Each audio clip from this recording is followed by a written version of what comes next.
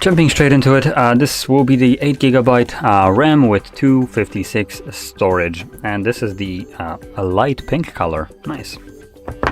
Anyway, let's just pop it straight open.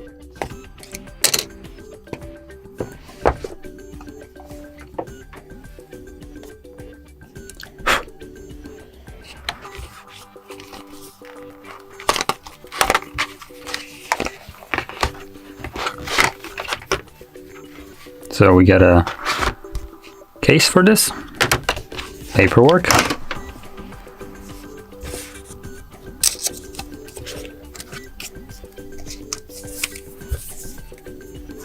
and get some info right here. So we got a flagship 50 megapixel triple camera, and we got a featherweight SIM design. What? Slim design. We also got 128 adaptive sync AMOLED display and Snapdragon 7 Gen 1.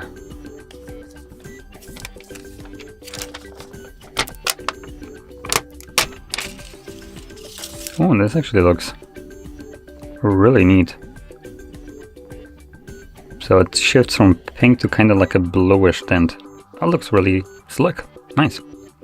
Anyway, underneath we got a 67 watt charger. Thank you. And a Type C to Type A charging cable, obviously for the charger. And that's basically all we have. Anyway, let's turn it on, the phone.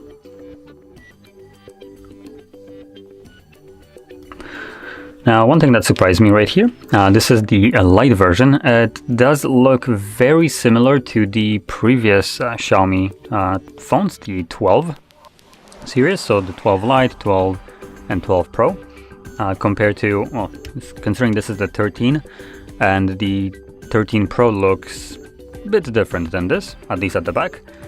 This, like I said, has a bit more of a 12 design rather than 13. But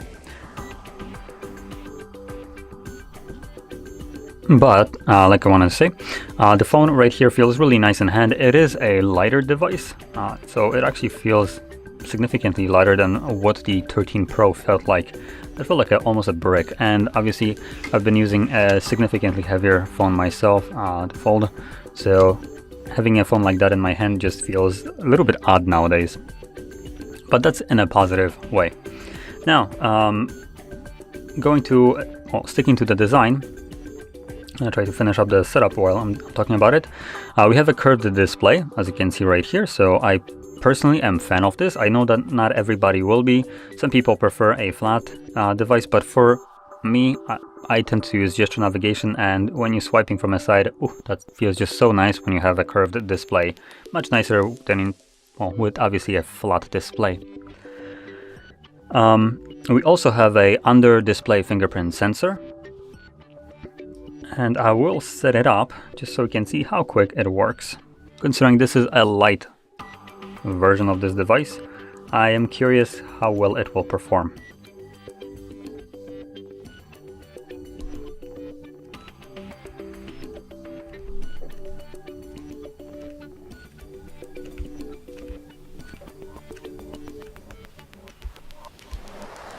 There we go, done.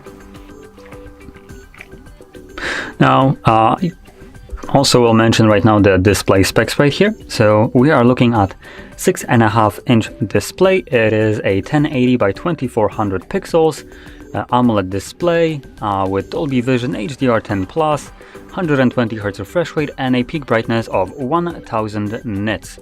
So the device can get pretty bright. I will mention that the Pro version of this device gets stupidly bright, up to 1900 nits from the spec sheet.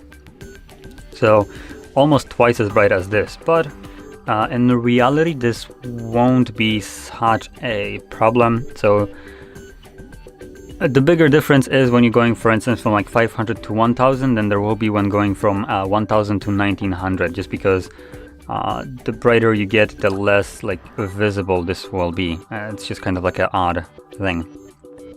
Anyway, so you can see that the device is now set up. Now, moving on, we like I mentioned before, have a Snapdragon 7 Gen 1, so I think this might be not the newest one. I would assume, I'm just kind of guessing right here, I want to point that out, that the newest one would be Snapdragon 7 Gen 2, considering we have Gen 2 Snapdragon 8s, but I could be wrong. They might not have just made it just yet, so this could be running the newest Snapdragon 7 Gen 1, for all I know. So in any case, considering this is still a Snapdragon 7 Gen 1, this still will be a pretty powerful device, so you should have no problem throwing anything at it. As you can see, it works really snappy, no problems with anything that you do right now, at least. Obviously later on it shouldn't slow down either. It is a good device from the specs, so obviously I don't think there should be any kind of problems with this device. Now to quickly go into the cameras, here we go. Now we have a triple camera setup. Now the main sensor is a 50 megapixel wide sensor. Now this is one of those things that Xiaomi kind of dropped the ball, so let me just bring it back. They have this little crappy paper right here, and it says right here we have a flagship 50 megapixel triple camera. Now that is an absolute bullshit, Xiaomi. That's a no-go. That's not how you do business here. So what they mean by 50 megapixel triple camera is, yeah, we have a single 50 megapixel and then two shit cameras. One, or maybe one shit, but the other one is, I guess, okay. So we have another one, which is an 8 megapixel f2.2 ultra wide and then 2 megapixel f2.4 macro. Now the macro, which I presume will be this garbage right here, is basically unusable. Considering we have a 50 megapixel wide sensor. Now what I mean by that is 50 megapixel at 2 times the zoom will capture a much better detail and much closer photo with high resolution than the 2 megapixel trash camera. So it's by all intents and purposes a sticker camera that you get to pay for just so the device can look like it's worth a little bit more because it has 3 cameras instead of 2. So like I said, this is just kind of bullshit from Xiaomi that they tried to pull right here. And I personally don't like it. I actually hate this kind of marketing. Especially that they wrote that it's a 50 megapixel triple camera. Now, if you think logically, 50 megapixel triple camera would suggest that all 3 cameras are 50 megapixel. Like they are on the 13 Pro. But on the 13 Pro, they didn't bother telling you that it's a triple 50 megapixel setup. They just said something like cameras, whatever. So yeah, it's just a way to trick people that might not be tech savvy, and I despise this kind of actions. So yeah, I'm gonna kind of give them a minus for that. That is bullshit. Anyway, let's move over to the battery. So here we have a 4500 mAh battery, and like I mentioned before, we have a pretty decent charger at 67 watts, and they advertise that this device will charge to 100% in 40 minutes. So that is a pretty fast charging, obviously. It still falls a little bit behind compared to the 13 Pro, but that one has a 120 watt charger. And still 65 watts charging for 4500 milliamps. You will basically be able to plug this device for 10 minutes and probably have it last for majority of the day, or till you can actually plug it in again and charge it for another 10 minutes, and then it will most certainly last you for the rest of the day. So that is one of the super nice things about Xiaomi devices, the chargers that they include with the device, and obviously the charging speeds.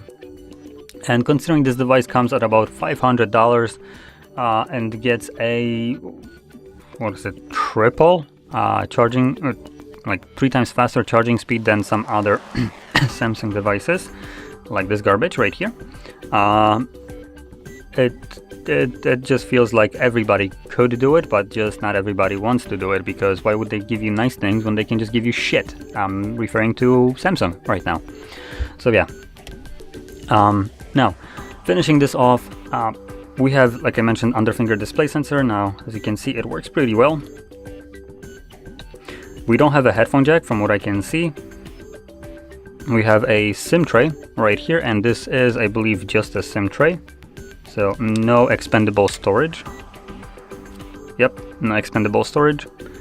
So when picking this device, you will have to pick which one you want or which storage type you need. And you have only two options. You have 128 gigs with 8 gigs of RAM and 256 gigabytes of storage with 8 gigs of RAM. Both of them coming with UFS 2.2 storage. And that's basically it. So to quickly go into the positives right here of this device.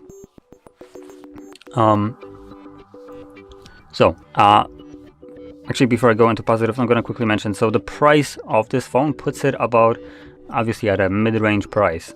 So for 500, I would consider this to be basically a mid-range, while the 1000 is flagship, and something like 250 is somewhere on a lower end. So for this price, I personally think that's a pretty decent value for the money. So what you get for that is a pretty fast device with a Snapdragon 7 Gen 1 with a really good charging speed at 67 watts. That is really good. And a really nice display, curved display, which I personally like. I know that is not a positive to everyone, so I'm just gonna leave this up to you if that it's a positive or negative to you. I personally consider this to be one. So yeah, curved display. It's a AMOLED display, so it has really nice colors and contrast ratios. It's also high refresh rate at 120 watts, or not watts, 120 hertz. So it is super smooth when using it, and the build quality right here is one of the older designs. So I would kind of call it maybe a negative. It really seems like they just had probably parts left over from the previous ones, and they just decided to, let's make it light and just increase the specs of it to accommodate for, selling the same device like a year later. So that's a little bit of a disappointment, considering the Xiaomi 13 Pro looks significantly better, I would say. But like I also said before, that is a Pro version, costs more, like double the price. So yeah. And the cameras right here, one I would assume will be decent. It's a 50 megapixel wide sensor, but we have an 8 megapixel ultra wide and obviously the 2 megapixel macro. That's a big no-no in my opinion. Companies shouldn't be including cameras like this in phones in general. The 2 megapixel macro at a phone like this for 500, that's just a joke. It's not gonna ever be able to compete with anything. So yeah. So those would be probably like some negatives and positives about this device. In general, I personally like this phone. It is a relatively smaller device, which when I'm looking for a candy bar phone, that would basically be one of the devices that I would be looking for. It is fast, has a fast refresh rate, nice display, and a decent charging speeds. That's personally all I need for my casual usage of the phone. And that's basically what this phone delivers. Now, with this being said, if you